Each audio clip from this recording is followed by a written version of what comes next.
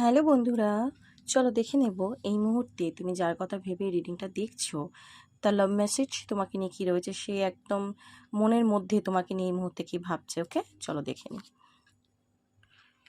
দেখো, তোমার পার্টনার যে রয়েছে সে কিন্তু আজকে অনেক কিছু ফিল করতে পারছে। যদি তোমরা নো কন্ট্যাক্টে আছো, সে আজকে এইটুকু বুঝে গেছে যে তোমাকে ছাড়া সে আর থাকতে পারবে না। তার কিন্তু প্রচণ্ড কষ্ট হচ্ছে এবং সে একদম হয় না যে নিজের অন্তর থেকে বুঝতে পারা, যে তাকে কেউ বোঝাচ্ছে বলে সে বুঝছে, ব্যাপারটা নয়। সে নিজের মন থেকে আজকে বুঝতে পেরেছে যে তার লাইফে অ্যাকচুয়ালি তোমার ভূমিকা কতটা, ঠিক আছে। তো এইটা হচ্ছে ব্যাপার। তো এখানে আমি যেটা দেখতে পাচ্ছি, তোমার পার্টনার কিন্তু অনেক কিছু তোমাকে বলতে চাইছে, অনেক সত্যি। যদি এতদিন তোমাকে বলেনি, তোমাকে ধোঁয়াশার মধ্যে রেখেছিল, তোমাকে আড়ালে রেখেছিল অনেক সত্যি, তো আজকে কিন্তু তোমাকেও বলতে চায়। ওকে, তো দেখো এখানে দেখা যাচ্ছে যে তোমার পার্টনার তোমার সাথে খুব হালকাভাবে মেলামেশা করতো, মানে ও আছে আছে এরকম একটা ব্যাপার।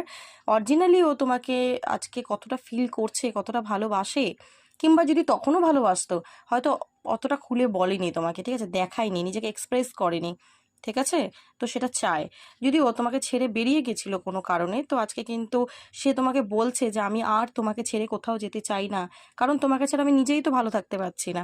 যদি ছেড়ে চলে গিয়েও ছিল, সে কিন্তু আজকে পুরোপুরি রিগ্রেটের মধ্যে রয়েছে।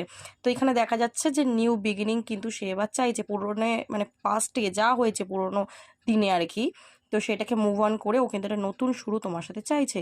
তো এনার্জিটা খুব ভালো রয়েছে, এনার্জিটাকে ক্লেম করো, ইউনিভার্সকে গ্র্যাটিটিউড প্রে করো। ওকে, চলো, থ্যাংক ইউ সো মাচ।